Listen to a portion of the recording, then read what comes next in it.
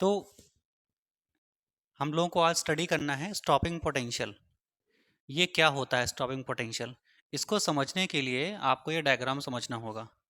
ठीक है, पहले इस डायग्राम को समझिए। ये जो डायग्राम है वो फोटो इलेक्ट्रिक इफेक्ट को एक्सप्लेन करता है। ये जो डायग्राम है वो किसको एक्सप्लेन करता है? फोटो इलेक्ट्रिक इफेक्ट को। इसमें क्या होता है, दो प्लेट्स लगी होती हैं, एक को P1 नाम देते हैं, एक को P2 नाम देते हैं। ठीक है, और P1 को बैटरी के नेगेटिव एंड से कनेक्ट करते हैं, P2 को एक एमीटर से होते हुए और बैटरी के पॉजिटिव एंड से कनेक्ट कर देते हैं। ठीक है, P1 P2 प्लेट्स जहाँ पे रखी हुई हैं, जिस स्पेस में रखी हुई हैं, वहाँ पे ग्लास है। इसको हम लोग बोलते हैं ग्लास चैम्बर। ये ग्लास चैम्बर है और यहाँ से ये खुला हुआ है, विंडो ओपन है। ये खुला क्यों रखा है? ताकि यहाँ से जो लाइट इंसिडेंट होगी वो इस चैम्बर में आएगी और इस प्लेट पर इंसिडेंट होगी। ठीक है, ये जो लाइट होती है उसकी फ्रीक्वेंसी काफ़ी हाई होती है, हाई फ्रीक्वेंसी रेडिएशन। जैसे ही हाई फ्रीक्वेंसी का रेडिएशन इस पर हम इंसिडेंट करते हैं, ठीक है, तुरंत क्या होता है कि यहाँ से इलेक्ट्रॉन्स बाहर निकलना स्टार्ट होते हैं। इलेक्ट्रॉन्स का एमिशन होता है, यहाँ से इलेक्ट्रॉन बाहर आते हैं इस तरीके से। कहाँ से? प्लेट P1 से, है ना? ठीक, और ये इलेक्ट्रॉन कहाँ पर आकर के इकट्ठा हो जाते हैं? P1 के सामने। फिर ये इलेक्ट्रॉन P2 की ओर बढ़ते हैं। P2 की ओर क्यों बढ़ते हैं? क्योंकि P2 जो है वो P1 के रिस्पेक्ट में पॉजिटिव पोटेंशियल पर है, हाई पोटेंशियल पर है।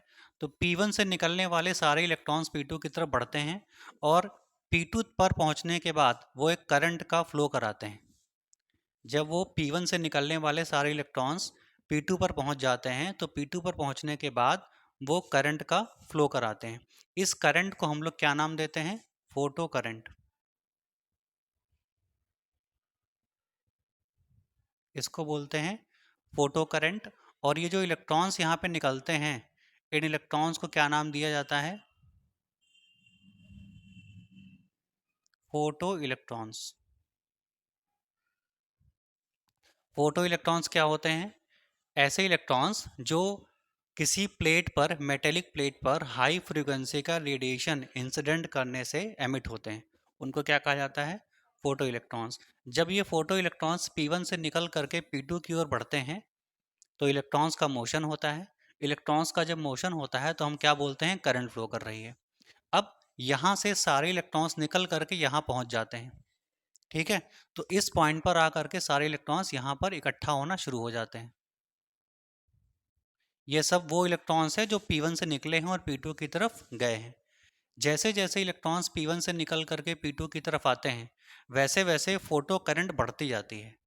ठीक है, पहले मान लीजिए एक इलेक्ट्रॉन निकला, एक फोटो इलेक्ट्रॉन निकला और जा करके P2 पर टकराया तो एक small amount of current flow करी, बहुत छोटी अमाउंट ऑफ करंट। फिर दूसरा इलेक्ट्रॉन गया, फिर तीसरा गया, फिर चौथा गया, फिर पांचवा गया।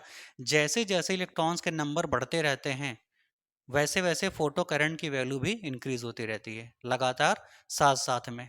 ठीक है, थोड़े समय के बाद जो फोटो करंट फ्लो हो रही थी एमीटर में वो खत्म हो जाती, बंद हो जाती। फोटो करंट फ्लो होना मतलब एक तरह से स्टॉप हो जाती है, कह लीजिए। स्टॉप क्यों हो जाती है? क्योंकि जब सारे इलेक्ट्रॉन्स P1 से निकल करके P2 तक पहुंच जाते हैं, ठीक है, तो यहाँ पर एक नेगेटिव पोटेंशियल बन जाता है, बहुत ज़्यादा हाई पावर का। जब सारे इलेक्ट्रॉन P1 से निकल करके P2 पर पहुंच जाते हैं तो P2 पर एक नेगेटिव पोटेंशियल डेवलप हो जाता है, बहुत हाई पावर का। अब इतने सारे एरिया में जब नेगेटिव पोटेंशियल डेवलप हो जाएगा तो वो क्या करेगा? नेगेटिव इलेक्ट्रॉन्स को आने से रोकेगा। अब अगर यहाँ से एक भी इलेक्ट्रॉन एमिट होकर के P2 की तरफ जाता है तो यहाँ पर जो नेगेटिव पोटेंशियल है P2 के पास वो इलेक्ट्रॉन्स को यहाँ पर नहीं आने देता। जब इलेक्ट्रॉन्स को नहीं आने देता तो जो इलेक्ट्रॉन्स P1 से इजेक्ट हो रहे हैं वो P2 तक नहीं पहुँच पाते। जब वो P2 तक नहीं पहुँच पाते हैं तो फोटो करंट अपने आप बंद हो जाती है। ठीक है, फोटो करंट बंद हो जाती है मतलब फोटो करंट जीरो हो जाती है, ये कह लीजिए। और एमीटर की जो सुई है वो जो आगे बढ़ रही थी वो वापस जीरो पर आ जाती है। हम पता लगा लेते हैं कि फोटो करंट जीरो हो गई है। ठीक है, अब हम क्या करते हैं, हम ये चाहते हैं कि जो फोटो करंट ज़ीरो हो गई थी वो और आगे बढ़े। हम ये चाहते हैं कि फोटो करंट जो ज़ीरो हो गई थी वो और आगे बढ़े। आगे बढ़े मतलब इंक्रीज हो, और फिर से वो उसी कंडीशन में आ जाए जिस कंडीशन में वो फ्लो कर रही थी। ठीक है, चलिए। तो इसके लिए हमें क्या करना होता है, हम P2 का जो पॉजिटिव पोटेंशियल होता है उसको बढ़ा देते हैं। जैसे P2 का पॉजिटिव पोटेंशियल बढ़ाएंगे, ये वाला पोटेंशियल इंक्रीज करेंगे, तो क्या होगा, यहाँ पर जो इलेक्ट्रॉन्स इकट्ठा थे वो सब P2 की तरफ अट्रैक्ट होंगे बहुत तेजी के साथ। तो यहाँ पर जब P2 से इलेक्ट्रॉन्स जो इकट्ठा थे वो जब P2 की तरफ अट्रैक्ट हो जाएंगे, तो इस जगह पर जो नेगेटिव चार्ज था जो डेवलप हुआ था इलेक्ट्रॉन्स के इकट्ठा होने की वजह से, वो खत्म हो जाएगा यहाँ से। और जब यहाँ से इलेक्ट्रॉन्स का इकट्ठा होना खत्म हो जाएगा, तो यहाँ P1 से जो इलेक्ट्रॉन निकलेंगे वो अब फिर से P2 की तरफ पहुंच जाएंगे, और फिर से फोटो करंट बढ़ना शुरू हो जाएगी। ठीक है, यानी पहले केस में फोटो करंट बढ़ना स्टार्ट होती है due to the motion of electrons from P1 to P2। फिर एक टाइम आने के बाद फोटो करंट स्टॉप हो जाती है, बंद हो जाती है, जीरो हो जाती है। उसके बाद अगर हम P2 के पॉजिटिव पोटेंशियल को और ज़्यादा बढ़ा देते हैं तो फोटो करंट फिर से वापस बढ़ना स्टार्ट हो जाती है। ठीक है, यहाँ तक ठीक हो गया। चलिए, अब उसके बाद क्या होता है, उसके बाद क्या होता है, जब सारे इलेक्ट्रॉन्स जो P1 से इजेक्ट हुए हैं और P2 तक पहुंच जाते हैं, जब सारे इलेक्ट्रॉन जो P1 से इजेक्ट हुए हैं और P2 तक पहुंच जाते हैं, तो क्या होता है कि फोटो करंट अपनी मैक्सिमम वैल्यू पर आ जाती है। जब फोटो करंट अपनी मैक्सिमम वैल्यू पर आ जाती है, तो अगर हम और ज़्यादा हाई फ्रिक्वेंसी की रेडिएशन को इंसिडेंट करें तो फोटो करंट नहीं बढ़ती। मतलब फोटो करंट अपनी मैक्सिमम वैल्यू पर आने के बाद अगर रेडिएशन को लगातार और ज़्यादा हम बढ़ाएं तब भी फोटो करंट इंक्रीज नहीं होती है। ठीक है, तो हम क्या करते हैं, अगर इसके बावजूद भी हमें फोटो करंट और चाहिए, मतलब मैक्सिमम वैल्यू से भी अगर हमको फोटो करंट और चाहिए, तो यहाँ पर हम जो रेडिएशन होता है उसकी इंटेंसिटी को चेंज कर देते हैं, मतलब बढ़ा देते हैं। ये हम लोगों ने लास्ट क्लास में पढ़ा हुआ है कि इंटेंसिटी को अगर चेंज कर देते हैं तो फोटो करंट अपने आप बढ़ जाती है। ठीक है, यहाँ तक ठीक है, क्लियर है। चलिए आगे करते हैं। तो अभी तक हम लोगों ने क्या किया है, P2 को पॉजिटिव पोटेंशियल दिया है। ठीक, अब देखिए P2 को हम क्या देंगे।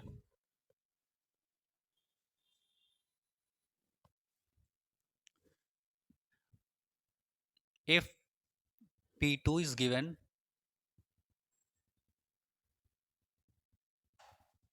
नेगेटिव वोल्टेज,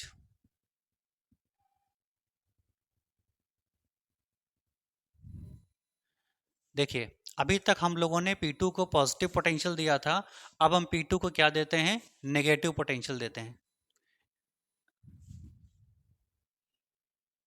मान लीजिए हमने P2 को क्या दे दिया, नेगेटिव पोटेंशियल, इस तरीके से नेगेटिव। तो अभी तक P2 के पास क्या था, पॉजिटिव, अब क्या आ गया, नेगेटिव आ गया। तो जब यहाँ पे नेगेटिव आ गया तो नेगेटिव चार्ज एक्सेस हो जाएगा, बहुत ज़्यादा हो जाएगा, जिससे P1 से निकलने वाले इलेक्ट्रॉन्स जो P2 की तरफ अट्रैक्ट हो रहे थे वो अब रिपल्स होना शुरू हो जाएंगे।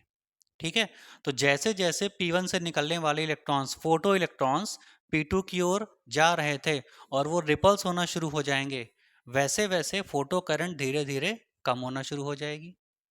ठीक है, लेकिन हम ये देखते हैं कि P1 से निकलने वाले सारे इलेक्ट्रॉन्स P2 तक नहीं पहुंच पाते, इसके बावजूद फोटो करंट जीरो नहीं होती है, जबकि जीरो हो जानी चाहिए थी। क्यों जीरो हो जानी चाहिए थी, क्योंकि जब P1 से इलेक्ट्रॉन निकल के P2 तक पहुंच ही नहीं पाएंगे, P1 से निकलने वाले इलेक्ट्रॉन जब P2 तक पहुंच ही नहीं पाएंगे तो करंट फ्लो करेगी क्या, नहीं करेगी, है ना। लेकिन यहाँ पे क्या होता है, हमने P2 को नेगेटिव पोटेंशियल दे दिया, P1 से इलेक्ट्रॉन निकले, P2 तक नहीं पहुंच पाए, इसके बावजूद फोटो करंट जीरो नहीं होती, जबकि जीरो हो जानी चाहिए थी। क्योंकि जब एक भी इलेक्ट्रॉन P1 से P2 तक नहीं पहुंच पाता तो फोटो करंट जीरो हो जानी चाहिए, बट वो नहीं हो पाती है। इसके पीछे का क्या रीजन है, if P2 is given negative potential तो क्या होता है, photo current decreases, photo current decreases, कम हो जाती है। कम क्यों हो जाती है? रीजन क्या है? क्योंकि P1 से निकलने वाले सारे इलेक्ट्रॉन्स P2 तक नहीं पहुंच पाते। क्यों नहीं पहुंच पाते? Due to repulsive force between P1 and P2। ठीक है, डिक्रीजेस बट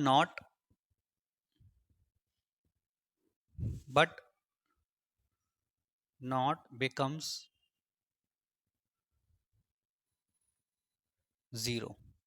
देखिए ये चीज़ बहुत ध्यान से समझने वाली है कि जब P1 से निकलने वाले इलेक्ट्रॉन्स P2 तक नहीं पहुंच पा रहे हैं तो फोटो करंट ज़ीरो हो जानी चाहिए, क्योंकि इलेक्ट्रॉन्स का चलना करंट का फ्लो बताता है। यहाँ पे इलेक्ट्रॉन्स चल के P2 तक नहीं पहुंच पा रहे हैं तो इसका मतलब करंट ज़ीरो हो जानी चाहिए। लेकिन हम क्या देखते हैं, if P2 is given negative potential, photo current decreases, कम तो हो जाती है but not become zero, zero नहीं होती। इसके पीछे का क्या कारण है? कारण देखिए, रीज़न क्या है, क्यों नहीं होता ऐसा? Because emitted electrons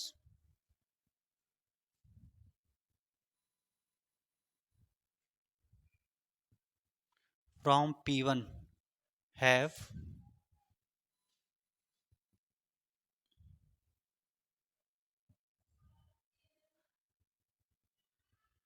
kinetic energy.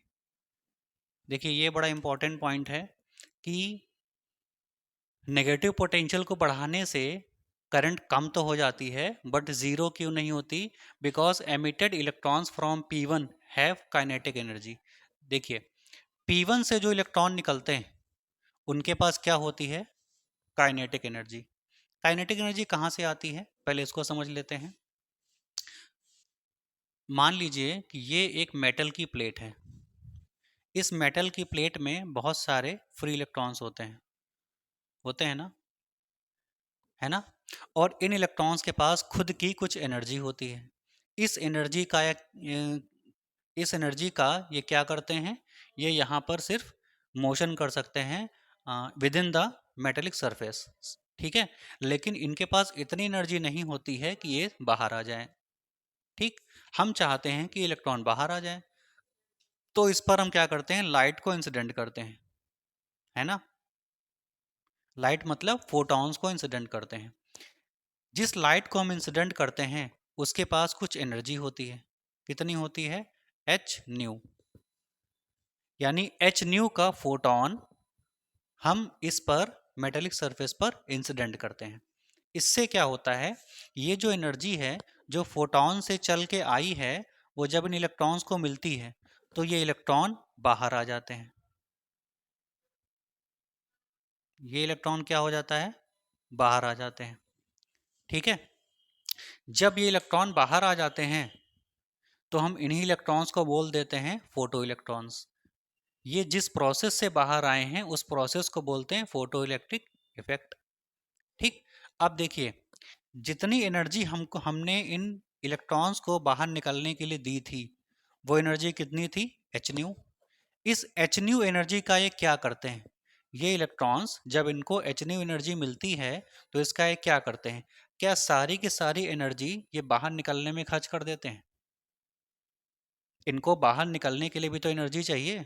Metal की सरफेस से बाहर आना है, उसके लिए भी तो इलेक्ट्रॉन्स को एनर्जी चाहिए।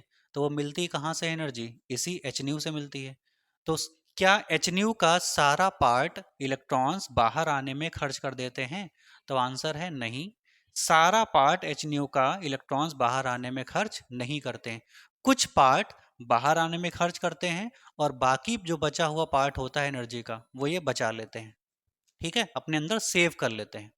जो पार्ट इस एनर्जी का ये बाहर आने में खर्च करते हैं उस पार्ट को हम लोग बोलते हैं फाई। फाई क्या होता है? फाई क्या कहलाता है? वर्क फंक्शन कहलाता है ना। फाई क्या कहलाता है? Work function. तो जितनी एनर्जी हमने दी है उसका कुछ पार्ट ये वर्क करने में खर्च कर देते हैं। कौन सा वर्क करने में? नहीं, बाहर आने में। ठीक है, जितनी एनर्जी हमने इलेक्ट्रॉन्स को दी उस एनर्जी का कुछ पार्ट ये बाहर आने में खर्च कर देते हैं। ठीक है, एच न्यू में से फाई अगर निकल गया, फाई क्यों निकल गया? क्योंकि इतनी एनर्जी को इन्होंने कहाँ में खर्च किया है, बाहर निकलने में, तो इतनी एनर्जी तो खर्च हो गई। अब कुछ एनर्जी इनके पास बची होगी ना, उस एनर्जी का ये क्या करते हैं, तो उस एनर्जी का ये अपने अंदर स्टोर कर लेते हैं। ठीक है, जब स्टोर कर लेते हैं बची हुई एनर्जी, तो वो किस रूप में स्टोर कर लेते हैं? Stored in kinetic energy.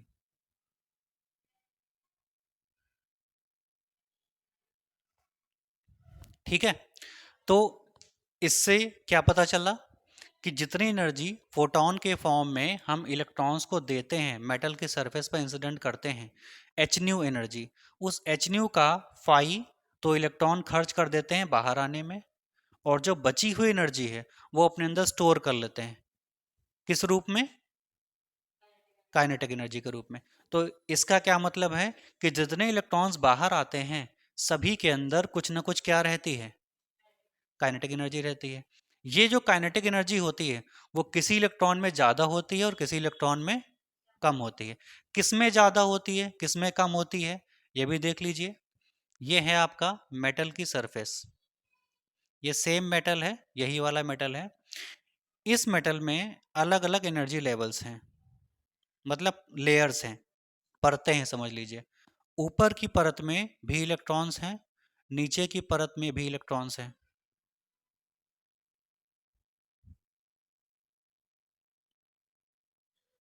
हर परत में इलेक्ट्रॉन्स हैं। ठीक है, हम जब ऊपर से फोटोन इंसिडेंट करते हैं, रेडिएशन ऊपर से, जब हम ऊपर से रेडिएशन इंसिडेंट करते हैं तो सबसे पहले एनर्जी किनको मिलती है? ऊपर वाले इलेक्ट्रॉन्स को, इनको मिलती है ना? तो पहले तो यही बाहर आएंगे। बोलिए, जितनी एनर्जी को ये बाहर आने में खर्च करेंगे वो तो फाई कहलाएगा, और बची हुई एनर्जी इनके पास क्या होगी? काइनेटिक एनर्जी होगी। उसके बाद हम अगर और ज़्यादा रेडिएशन फॉल कराते हैं सरफेस पर तो ये इलेक्ट्रॉन्स भी बाहर आते हैं, ये वाले। और ज़्यादा अगर इंटेंसिटी बढ़ा देते हैं तो तीसरे वाले बाहर आते हैं। ठीक है, लेकिन चौथे और पांचवें वाले बाहर नहीं आ पाते, वो यहीं रह जाते हैं। वो भी वेट कर रहे हैं कि कोई हमको भी एनर्जी दे और हम बाहर आ जाएं, लेकिन वो बाहर नहीं आ पाते। क्यों नहीं आ पाते, क्या कारण है?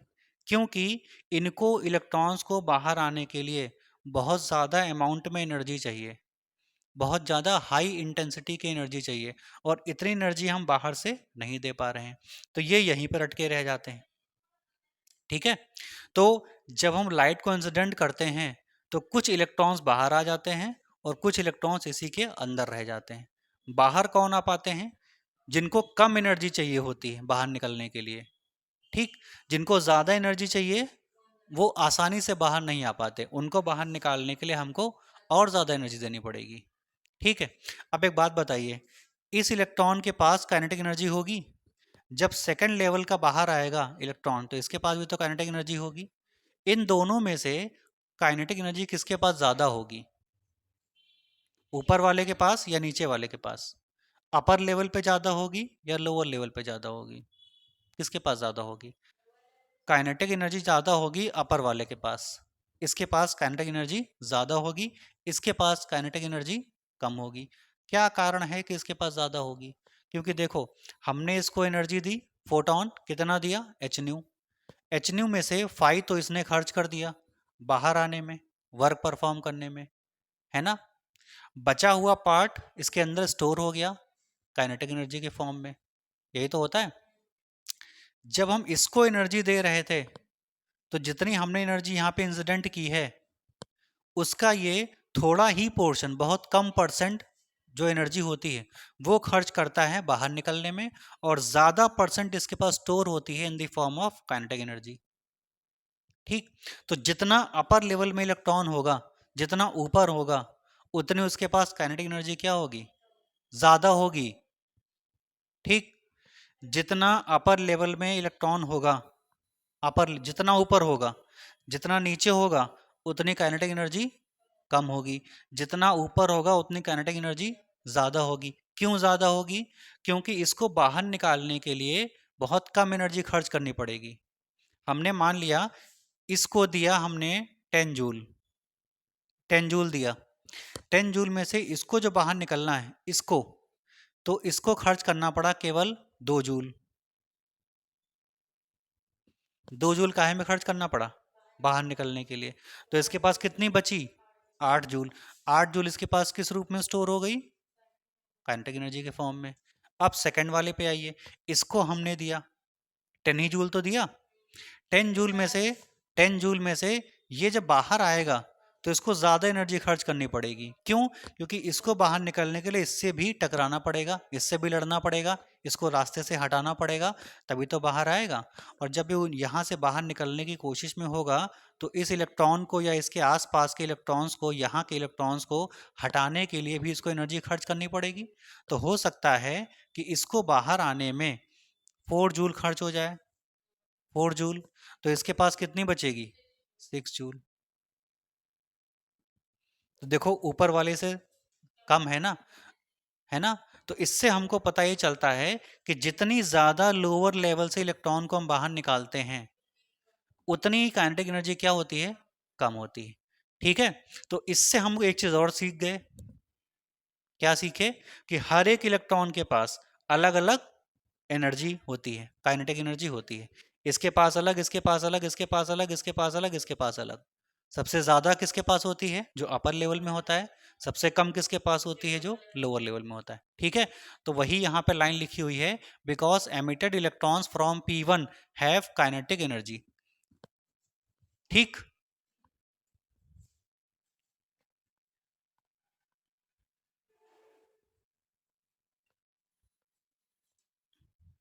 तो जो इलेक्ट्रॉन्स P1 से निकले, P1 भी तो प्लेट है ना, और प्लेट कुछ इस तरह की होगी, तो उसमें बहुत सारे लेवल्स होंगे। इस तरह की होगी प्लेट ना, अलग अलग लेवल होंगे नहीं होंगे? इस प्लेट को ऐसे खड़ा कर दो, ऐसे परपेंडिकुलर। तो परपेंडिकुलर खड़ा करेंगे तो ये लेवल अंदर की ओर आ जाएंगे। तो जो अपर लेवल से इलेक्ट्रॉन निकलेंगे ये अपर लेवल है। नहीं समझ पा रहे हैं आप? देखिए, ये जो P1 है इसको आप ऐसे खड़ा कर दीजिए, ये P1 है मान लो, ये पहला लेवल, ये दूसरा लेवल, तीसरा लेवल, चौथा लेवल। ऐसे बहुत सारे लेवल होंगे ना, और हर लेवल में इलेक्ट्रॉन्स होंगे। इस तरीके से होंगे कि नहीं होंगे? इसके पास भी होंगे, इसके पास भी होंगे, यहाँ भी इलेक्ट्रॉन्स होंगे। देखिए इस तरीके से होंगे। जब हम बाहर से लाइट इंसिडेंट करेंगे, इस तरीके से लाइट को इंसिडेंट करेंगे, तो ये इलेक्ट्रॉन बाहर आएंगे। तो यहाँ पर जो प्लेट है ये वाली, इस प्लेट के अंदर बहुत सारे लेवल्स हैं, है ना, अलग अलग लेवल होते हैं, और हर एक लेवल में इलेक्ट्रॉन्स होते हैं। यहाँ पे देखो इलेक्ट्रॉन्स है, अंदर वाले लेवल में भी इलेक्ट्रॉन्स है, इसके अंदर वाले में भी है, इसके अंदर वाले में भी है। सबके अंदर लेवल के इलेक्ट्रॉन्स होते हैं। अगर हम लाइट को रेडिएट करते हैं, इंसिडेंट करते हैं, तो ऊपर वाले इलेक्ट्रॉन्स बाहर आ जाते हैं आसानी से। जब बाहर आते हैं तो इनके पास जो काइनेटिक एनर्जी होती है वो ज़्यादा होती है। उसके बाद जो सेकंड लेवल के इलेक्ट्रॉन्स बाहर आएंगे उनके पास काइनेटिक एनर्जी कुछ कम होगी, और नीचे वाले आएंगे तो और कम होगी, है ना? तो हम ये क्या देखते हैं कि जो सब लाइट को इंसिडेंट करने से सबसे पहले जो इलेक्ट्रॉन बाहर आते हैं उनके पास सबसे ज़्यादा काइनेटिक एनर्जी होती है, और जो सबसे बाद में बाहर आते हैं, इजेक्ट होते हैं, उनके पास काइनेटिक एनर्जी बहुत कम होती है। जिनके पास काइनेटिक एनर्जी ज़्यादा होगी, देखिए K इक्वल टू क्या होता है? हाफ mv², है ना? तो काइनेटिक एनर्जी जो है वो वेलोसिटी पे डिपेंड करती है, या ऐसा कह लीजिए कि वेलोसिटी काइनेटिक एनर्जी पर डिपेंड करती है। जिसके पास काइनेटिक एनर्जी ज़्यादा होगी उसकी वेलोसिटी क्या होगी? ज़्यादा होगी। जिसके पास K ज़्यादा होगा उसके पास V भी ज़्यादा होगा, और जिसके पास K की वैल्यू कम होगी उसके पास V की वैल्यू भी कम होगी। मतलब हम ये कह सकते हैं जिसकी काइनेटिक एनर्जी ज़्यादा होगी वो उतनी तेज चलेगा, वेलोसिटी ज़्यादा, और जिसकी काइनेटिक एनर्जी कम होगी वो उतनी ही धीमे चलेगा। अब यहाँ पे देखो, जो इलेक्ट्रॉन पहले बाहर आ गए थे जिनके पास काइनेटिक एनर्जी ज़्यादा थी उनके पास वेलोसिटी भी ज़्यादा होगी। अगर वेलोसिटी ज़्यादा होगी तो due to the high kinetic energy वो बहुत तेजी से P1 से निकलेंगे और P2 तक पहुंच जाएंगे, है ना। जब हमने P2 को नेगेटिव पोटेंशियल दिया तो इलेक्ट्रॉन्स नेगेटिव चार्ज होने की वजह से P2 से रिपल्स करने लगे और P2 तक नहीं पहुंच पाए।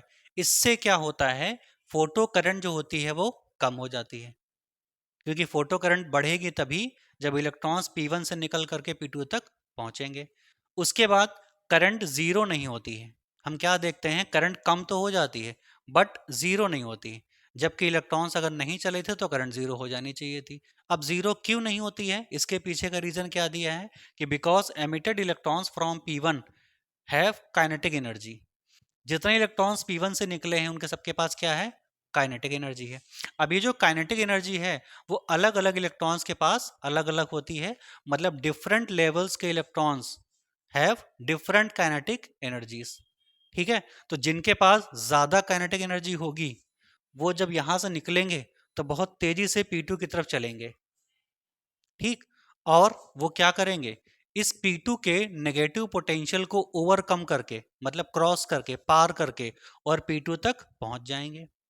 फिर से सुनिए हम क्या बता रहे हैं। जिन इलेक्ट्रॉन्स के पास बहुत ज्यादा अमाउंट में काइनेटिक एनर्जी होगी वो P2 के नेगेटिव पोटेंशियल के होने के बावजूद भी P2 तक पहुंच जाएंगे। जबकि होता क्या है, नेगेटिव नेगेटिव रिपल्स करते हैं, इलेक्ट्रॉन्स यहाँ नहीं पहुंचने चाहिए थे, लेकिन फिर भी वो पहुंच जाते हैं क्योंकि उनके पास क्या ज्यादा है, काइनेटिक एनर्जी। और अगर काइनेटिक एनर्जी ज्यादा है तो क्या ज्यादा होगा, वेलोसिटी। वो तो बहुत तेजी से निकले और P2 तक पहुंच गए। जैसे इलेक्ट्रॉन P1 से निकल के P2 तक पहुंचे, फोटो करंट बढ़ने लगी, या हम कहेंगे फोटो करंट फ्लो होने लगी। ठीक है, लेकिन जो लोअर लेवल के इलेक्ट्रॉन्स थे जो बाहर आ रहे थे उनके पास काइनेटिक एनर्जी कैसी थी, कम थी।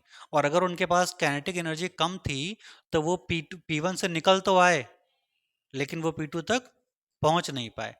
इससे क्या पता चलता है कि काइनेटिक फोटो करंट जो थी वो डिक्रीज तो हो जाती है, कम तो हो जाती है, लेकिन जीरो नहीं होती, because some electrons which are ejected from P1 have high kinetic energy and they travel from P1 to P2।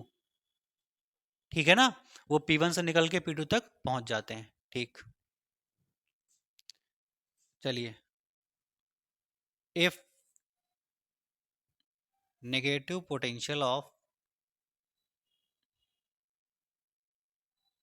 If negative potential of P2 increases, अगर बढ़ता है, अगर P2 का नेगेटिव पोटेंशियल बढ़ता है,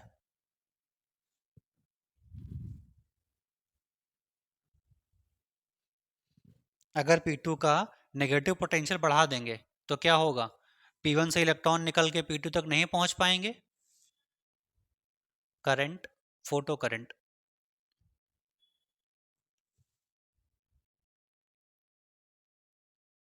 फोटो करंट फॉल्स रैपिडली, बहुत तेजी से गिरती है, and finally become zero,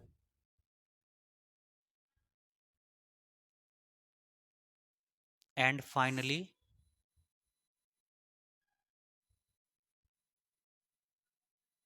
becomes zero.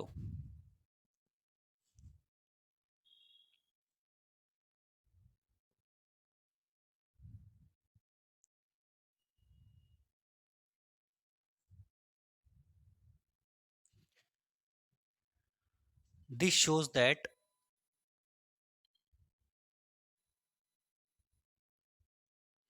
this shows that electrons emitted from electrons emitted from P1 have different kinetic energies, have different kinetic energies.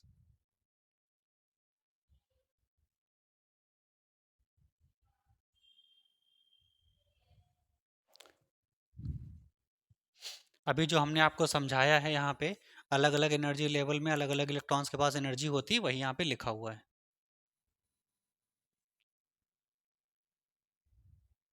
देखिए, जब हम लोगों ने इंटेंसिटी पढ़ी थी, effect of intensity on photo current, graph बनाया था हम लोगों ने एक इंटेंसिटी डबल वाला, उसको फिर से ड्रॉ करते हैं।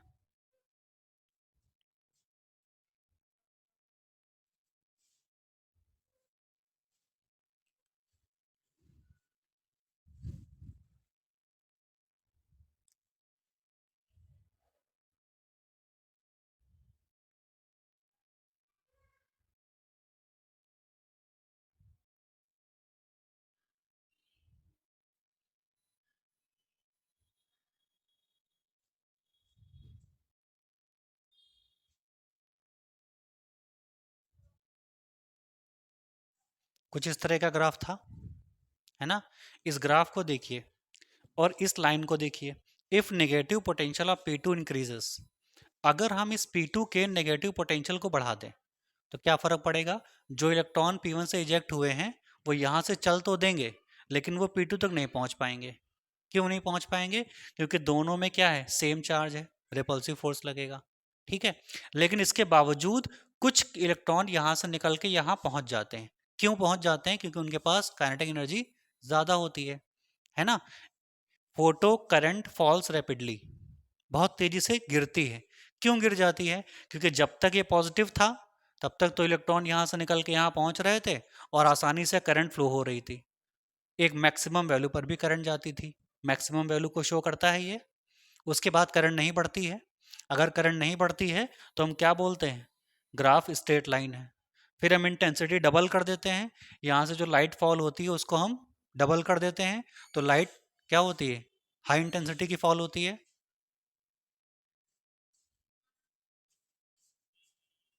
अगर हाई इंटेंसिटी की लाइट फॉल होती है तो क्या होता है? फिर से इलेक्ट्रॉन बाहर आते हैं और फिर से करंट बढ़ती है, और बढ़ने के बाद फिर से वो सैचुरेट हो जाती है ना।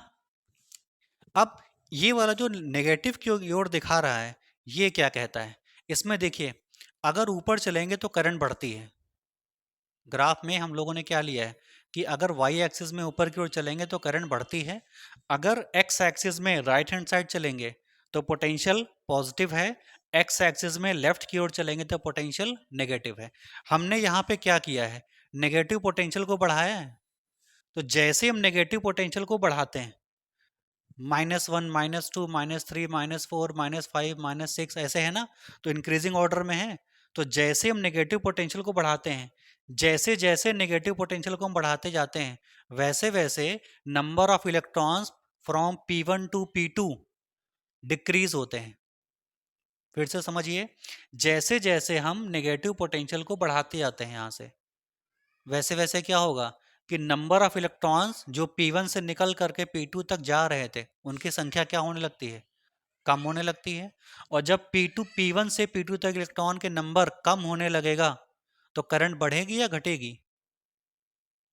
जब इलेक्ट्रॉन्स P2 तक नहीं पहुंचेंगे तो करंट कम हो जानी चाहिए ना, तो करंट कम हो जाती है।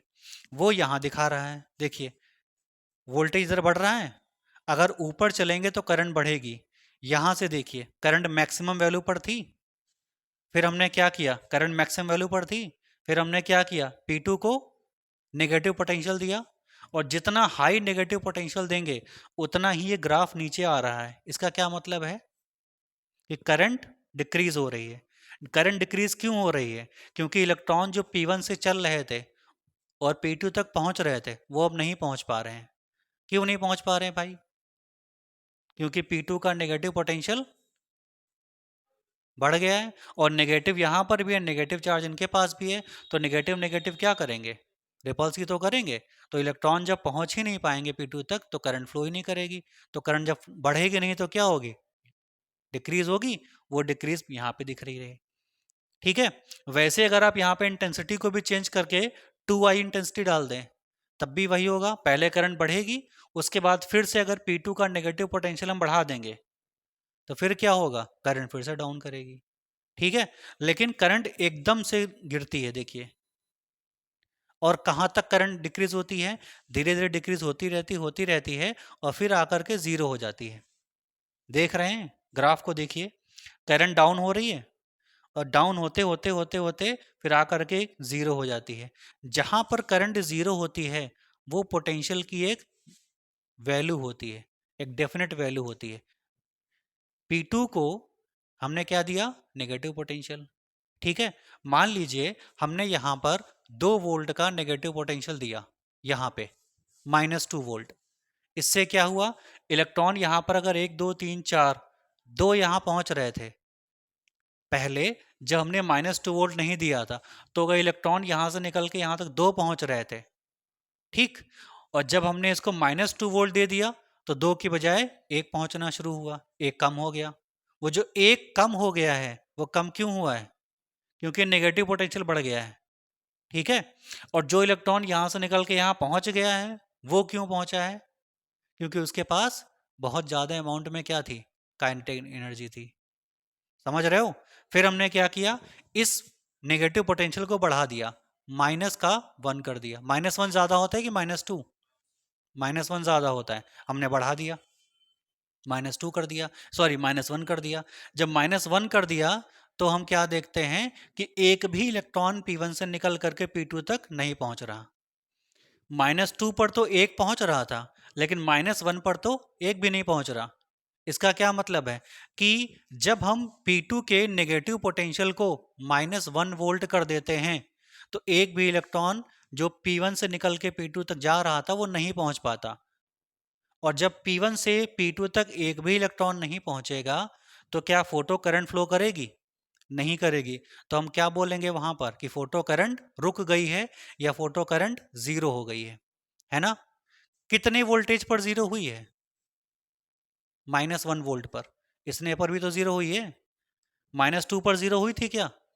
कुछ थी ना, क्योंकि एक इलेक्ट्रॉन यहां से यहां तक पहुंच रहा था। और जैसे हमने -1 किया तो जो एक इलेक्ट्रॉन जा रहा था वो भी नहीं पहुंच पाया, तो करंट जीरो हो गई। जिस पोटेंशियल पर फोटो करंट, जिस नेगेटिव पोटेंशियल पर फोटो करंट जीरो हो जाती है, उसी नेगेटिव पोटेंशियल को हम क्या नाम देते हैं? Stopping potential. ऐसा क्यों बोलते हैं इसको? क्योंकि इसने क्या कर दिया है? फोटो करंट को स्टॉप कर दिया है, रोक दिया है। क्योंकि इसके पहले वोल्टेज कितना था? -2 वोल्ट। तो -2 वोल्ट पर तो करंट फ्लो हो रही थी, बहुत कम अमाउंट में थी, लेकिन थी तो, है ना? थी कि नहीं थी? थी। लेकिन जैसे हमने -2 से -1 कर दिया, अब क्या हुआ?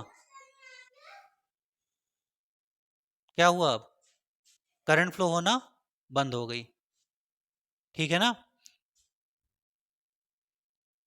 किस वोल्टेज पर बंद हुई है? -1। तो ये -1 हमारा यहाँ पे क्या कहलाएगा? Stopping potential. समझ गए ना? ठीक है।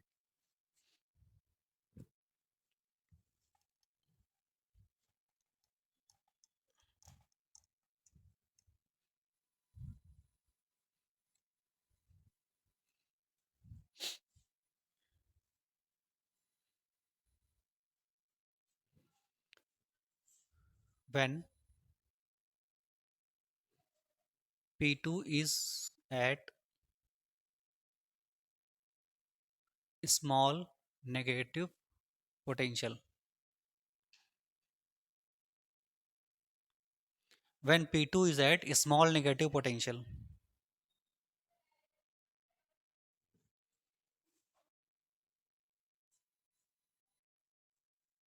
electrons which have electrons which have small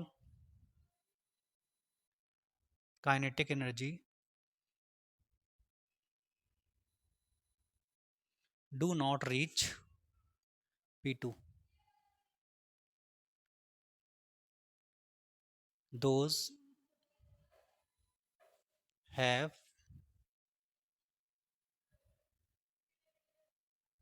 large kinetic energy reach P2. जब P2 का नेगेटिव पोटेंशियल कम होगा तो इलेक्ट्रॉन जिनके पास कम काइनेटिक एनर्जी होगी वो तो नहीं पहुंच पाएंगे, लेकिन जिनके पास ज़्यादा होगी वो पहुंच जाएंगे। जो ज़्यादा काइनेटिक एनर्जी ले करके चलेंगे P1 से और P2 तक पहुंच जाएंगे, वो फोटो करंट को फ्लो करा देंगे। लेकिन वो जो फोटो करंट होगी वो बहुत कम होगी, बहुत ज़्यादा नहीं होगी। अब हम क्या करते हैं कि नेगेटिव पोटेंशियल को स्मॉल से लार्ज कर देते हैं, बहुत ज़्यादा कर देते हैं, मतलब -2 से -1 कर देते हैं।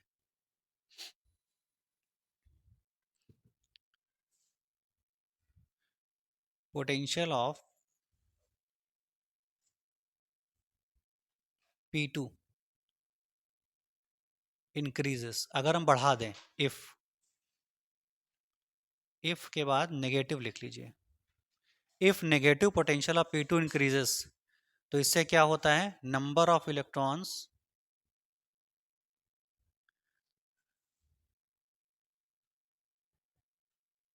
Reaching P2 decreases. जब हम if negative potential of P2 increases, तो number of electron reaching P2 decreases,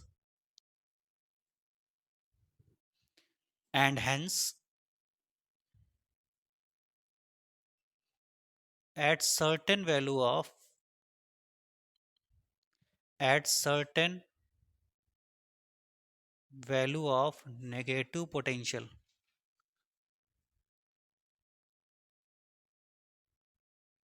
at certain value of negative potential, even elect electron having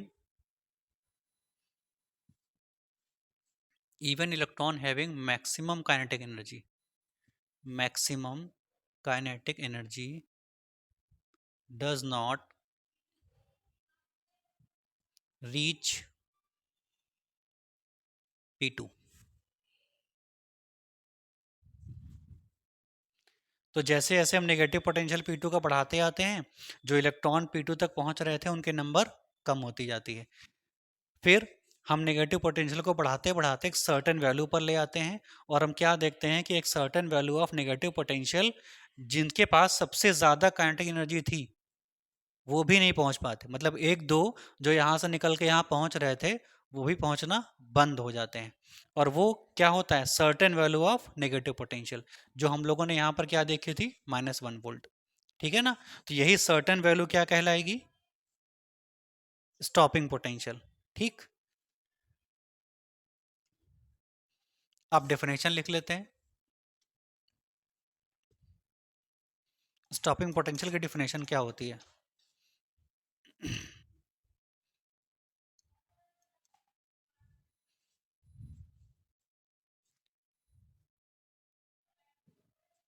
definition देखिए क्या होती है, the certain value of, certain लिख लीजिए या डेफिनेट भी लिख सकते हैं,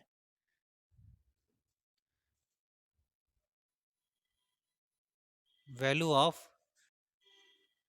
negative potential,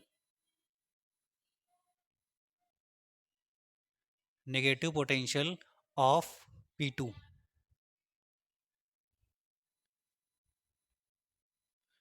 with respect to P1, the certain value of negative potential of P2 with respect to P1 at which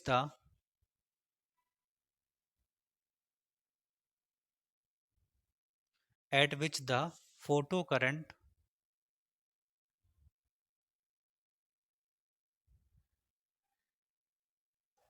becomes zero, the certain value of negative potential of P2 with respect to P1 at which the photocurrent becomes zero is called stopping potential।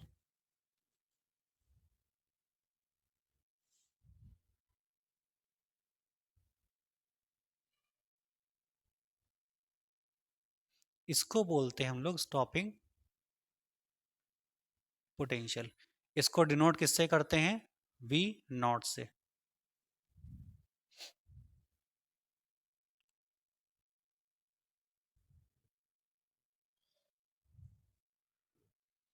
तो stopping potential क्या होता है समझ में आ गया। Stopping potential क्या होता है, ये P2 का नेगेटिव पोटेंशियल होता है और एक डेफिनेट वैल्यू होती है नेगेटिव पोटेंशियल की। उस डेफिनेट वैल्यू पर कोई भी इलेक्ट्रॉन P1 से निकल करके P2 तक नहीं पहुंच पाता। जिसके पास सबसे ज़्यादा काइनेटिक एनर्जी होती है वो भी नहीं पहुंच पाता, कम वाले तो वैसे भी नहीं पहुंच पाएंगे। जो सबसे ज़्यादा काइनेटिक एनर्जी रखता है P1 का इलेक्ट्रॉन जो सबसे ज़्यादा काइनेटिक एनर्जी रखता है वो भी P2 तक नहीं पहुंच पाता। तो जनरली ये कर क्या रहा है, इलेक्ट्रॉन्स को जो P1 से निकल रहे हैं उनको P2 तक आने से रोक रहा है ना। स्टॉपिंग पोटेंशियल का काम क्या होता है, क्या करता है, ये स्टॉप करता है किसको, to reach the electrons from P1 to P2।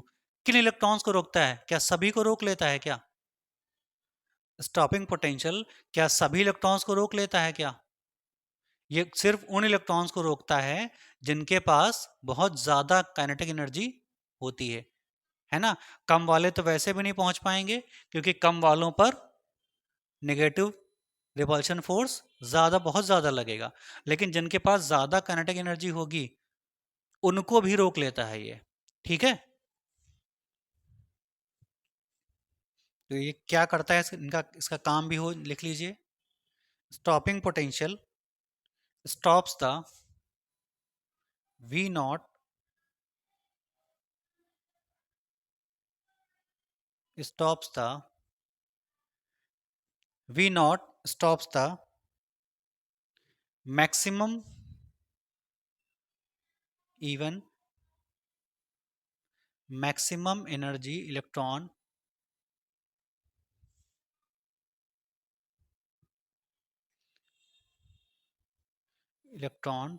to reach the P2। तो क्या करता है stopping potential, stops the even maximum energy electron, जिनके पास सबसे ज्यादा एनर्जी होती है उनको भी रोक लेता है कहाँ जाने में, P2 तक पहुंचने में।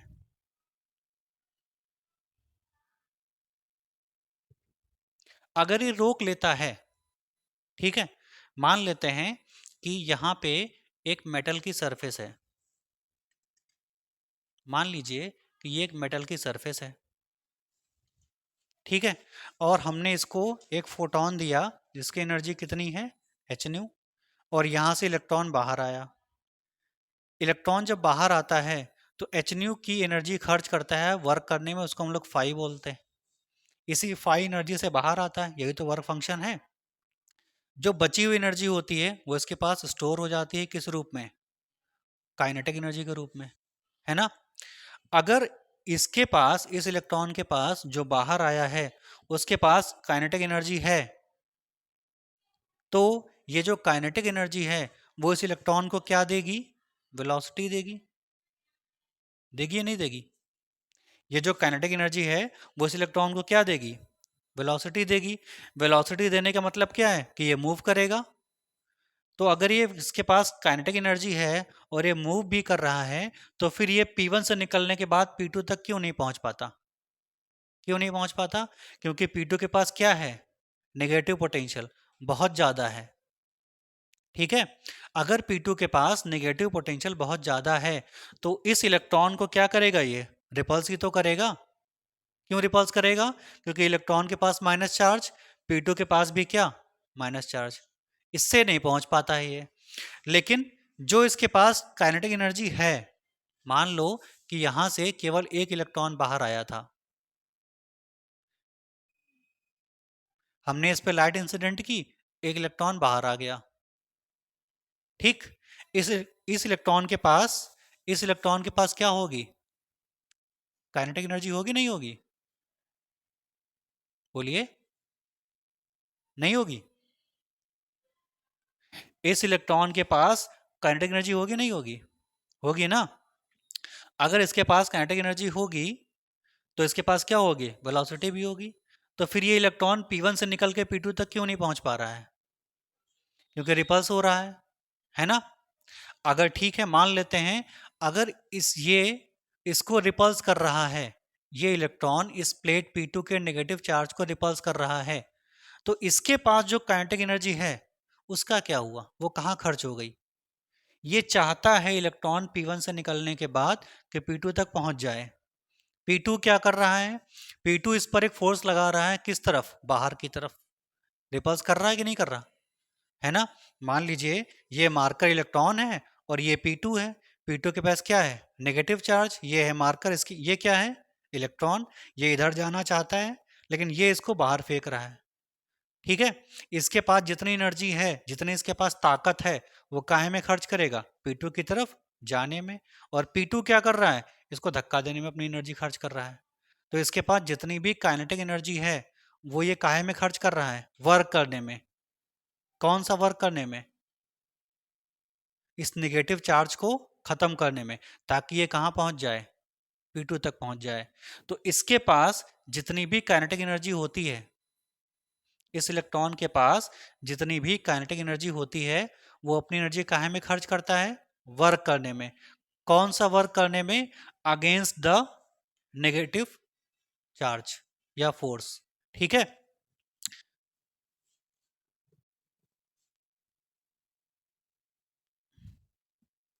तो kinetic energy is equal to, नहीं, so so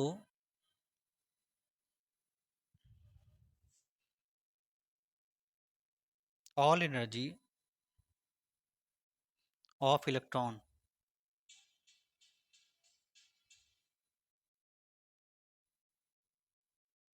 spends in doing work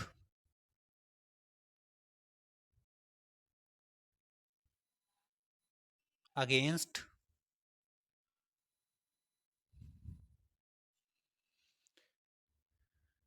force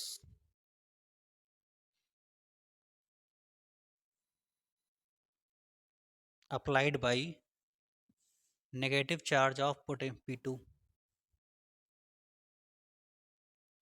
charge applied by negative charge of P2। तो इसके पास इलेक्ट्रॉन के पास जितनी भी एनर्जी होती है, वो काहे में खर्च हो जाती है? P2 के नेगेटिव चार्ज को खत्म करने में। ठीक है। तो जब इसके पास जितनी भी एनर्जी थी, वो P2 तक पहुंचने से पहले ही खत्म हो गई, तो पहुंच ही नहीं पाता है।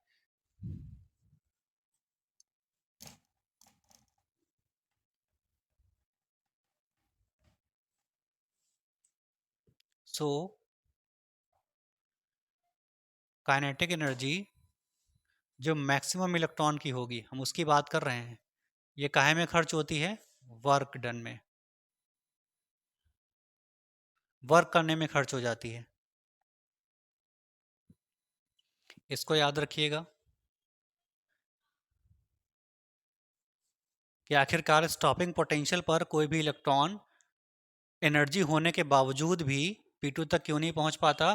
क्योंकि जिसके पास मैक्सिमम काइनेटिक एनर्जी होती है, उसकी एनर्जी काहे में खर्च हो जाती है? वर्क करने में। क्या वर्क करने में खत्म होती है?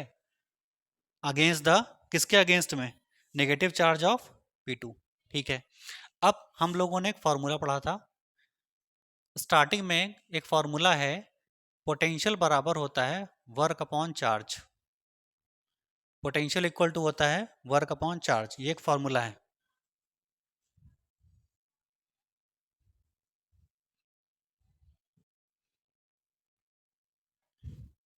देखिए, एक फॉर्मूला है, पोटेंशियल बराबर होता है वर्क अपॉन चार्ज। यहाँ से वर्क कितना आ जाएगा? वर्क आ जाएगा पोटेंशियल इनटू चार्ज, है ना। अगर हम ये मान लें कि ये चार्ज पार्टिकल इलेक्ट्रॉन है, तो ये हो जाएगा पोटेंशियल इनटू इलेक्ट्रॉन। अगर ये चार्ज इलेक्ट्रॉन का ले ले, तो V इंटू ई हो जाएगा, है ना। इस केस में, इस केस में वर्क W है। सो काइनेटिक एनर्जी मैक्सिमम, ये वर्क डन है, और ये वर्क का फॉर्मूला है। वर्क बराबर क्या निकाला? Potential into electron. पोटेंशियल यहाँ पर है, और इस केस में पोटेंशियल को हम लोग क्या बोलते हैं? Stopping potential. और वो कितना लेते हैं? V naught. तो ये हो जाएगा वी नॉट, और ई तो चार्ज लिया हुआ है, तो ये ई हो जाएगा। तो ये के ई की वैल्यू आ गई। Kinetic energy of maximum electron की किसके बराबर होगी? Potential, stopping potential into electron का चार्ज। यहां से आप स्टॉपिंग पोटेंशियल भी निकाल सकते हैं, और वी नॉट इक्वल टू कितना आ जाएगा? के ई मैक्स अपॉन ई। ई यहाँ पर क्या है? इलेक्ट्रॉन का चार्ज है। तो अगर आपको ये पता करना है कि आखिरकार कितने स्टॉपिंग पोटेंशियल पर, स्टॉपिंग पोटेंशियल की किस वैल्यू पर P1 से निकलने वाले इलेक्ट्रॉन P2 तक नहीं पहुंच पाएंगे। फिर से समझिए हम क्या बता रहे हैं।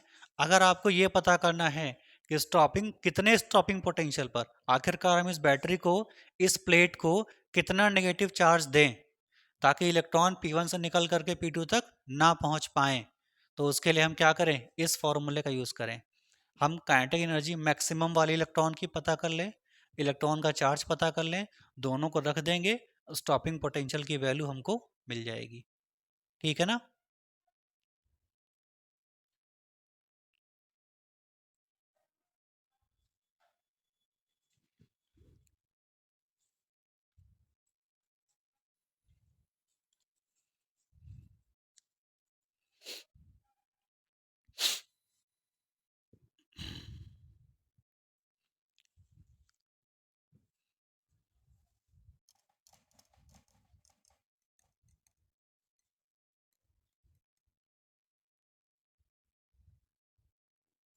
चलिए, स्टॉपिंग पोटेंशियल का एक और फॉर्मूला देखिए। अभी हम लोगों ने निकाला since kinetic energy of maximum electron equal to क्या निकाला? E V naught. यही तो निकाला। इसको इक्वेशन नंबर 1 कर दीजिए। By Einstein photo electric equation. Einstein की फोटो इलेक्ट्रिक इक्वेशन क्या बताती है?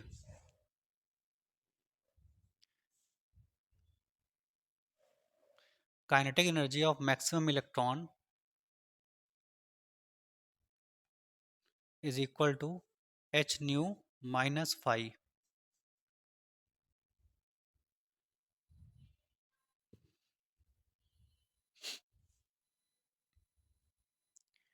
ये हम लोगों ने पढ़ा है जब हम लोगों ने आइंस्टीन का एक्सप्लेनेशन पढ़ा था। Kinetic energy equal to E minus phi पढ़ा था, तो ई बराबर एच न्यू रख दिया तो एच न्यू माइनस फाइव आ गया। अब जरा इक्वेशन नंबर 1 और 2 को देखिए। इक्वेशन नंबर 1 को देखिए और 2 को देखिए। दोनों का लेफ्ट हैंड इक्वल है, हम राइट हैंड इक्वल कर लेते हैं। ठीक है, बाई 1 एंड 2, इन दोनों को इक्वल करेंगे तो ये आ जाएगा E V not equal to h nu minus phi. V naught यहां से निकाल लीजिए तो ई इसके नीचे आ जाएगा एच न्यू अपॉन ई माइनस फाइव अपॉन ई।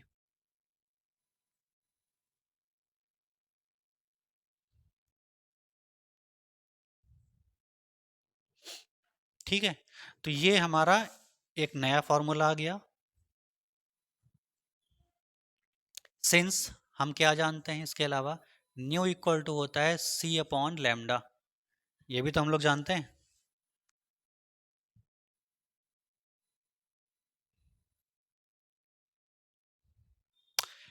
न्यू की जगह पर इसको रख देंगे, रखिए, तो ये हो जाएगा V not equal to h upon e, तो ऐसे ही रहेगा, और ये न्यू, न्यू की जगह पर क्या रखा जाएगा? सी बाई लैम्डा, एच अपॉन ई, और ये हो जाएगा सी बाई लैम्डा। ये जो सी बाई लैम्डा है वो न्यू की जगह पर रखा हुआ है, और माइनस का फाइव अपॉन ई। तो ये फाइनली हमारा फॉर्मूला बन के तैयार हो गया, एच सी अपॉन ई लैम्डा माइनस फाइव अपॉन ई।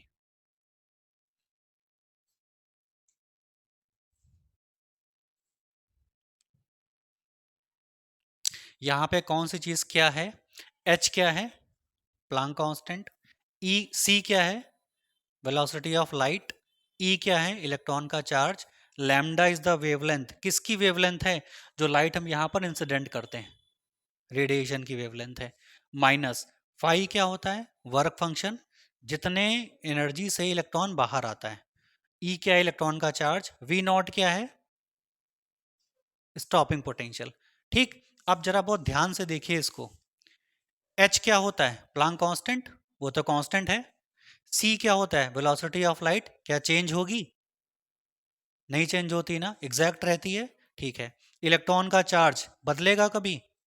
हम चाहें तो इलेक्ट्रॉन का चार्ज बदल सकते हैं क्या? नहीं बदल सकते, फंडामेंटल है ये। फाई वर्क फंक्शन चेंज कर सकते हैं? ये हम बदल सकते हैं। इलेक्ट्रॉन का चार्ज ये भी है, ये भी नहीं चेंज हो सकता।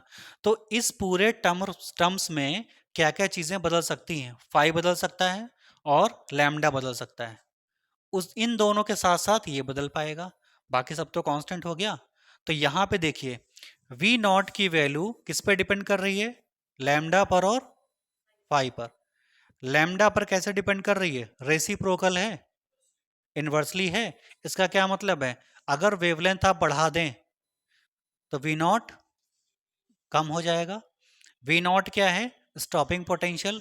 ये क्या करता है? इलेक्ट्रॉन को P1 से P2 तक जाने से रोकता है। अगर हम वेवलेंथ को बढ़ा दें तो ये कम हो जाएगा।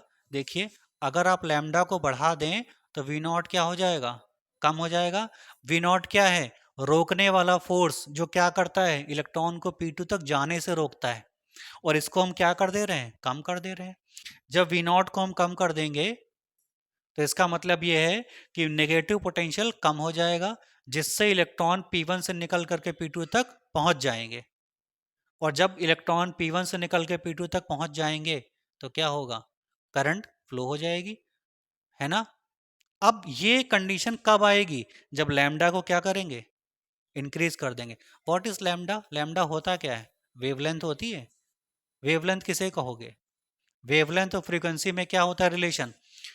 न्यू बराबर क्या होता है? 1/लैम्डा होता है ना? अगर लैम्डा को बढ़ा देंगे तो न्यू कम हो जाएगा। अगर यहां पर आप लैम्डा बढ़ा रहे हैं तो इसका मतलब क्या है? कि फ्रीक्वेंसी को आप क्या कर रहे हैं? डिक्रीज कर रहे हैं। ठीक, ठीक है ना? अब जरा देखिए, अगर लैम्डा को आप बढ़ा देंगे तो पोटेंशियल कम हो जाएगा। इसका मतलब क्या है? फ्रीक्वेंसी भी कम हो जाएगी। ठीक, अब आप सोचिए जरा कि अगर हम यहां से लाइट जो इंसिडेंट कर रहे हैं उसकी फ्रीक्वेंसी को हम बढ़ा दें, सॉरी उसके वेवलेंथ को हम बढ़ा दें या उसकी फ्रीक्वेंसी कम कर दें, दोनों एक ही बात है, तो वी नॉट अपने आप कम हो जाएगा। और जितना ज्यादा वी नॉट कम होगा उतना ज्यादा इलेक्ट्रॉन P1 से P2 तक पहुंचेंगे। बोलिए। और जितना ज्यादा इलेक्ट्रॉन P1 से P2 तक पहुंचेंगे उतनी ज्यादा हमको करंट मिलेगी। बोलिए। तो अगर हमको यहां पर एमीटर में फोटो करंट ज्यादा चाहिए तो हमको क्या करना पड़ेगा? वी नॉट कम करना पड़ेगा। बताइए। और अगर वी नॉट कम करना पड़ेगा तो वी नॉट कम करने के लिए क्या करना पड़ेगा? लैम्डा को बढ़ाना पड़ेगा या फ्रीक्वेंसी कम करनी पड़ेगी। ठीक है। तो मतलब लैम्डा के चेंज करने से या फ्रीक्वेंसी के चेंज करने से, क्योंकि फ्रीक्वेंसी बदलोगे तो लैम्डा बदल नहीं जाएगा, तो फ्रीक्वेंसी को चेंज करने से स्टॉपिंग पोटेंशियल चेंज हो जाता है। और जब स्टॉपिंग पोटेंशियल चेंज हो जाता है तो इलेक्ट्रॉन्स के नंबर जो P1 से निकल के P2 तक जा रहे थे वो भी तो बदल जाते हैं। समझ में आ गया ना? तो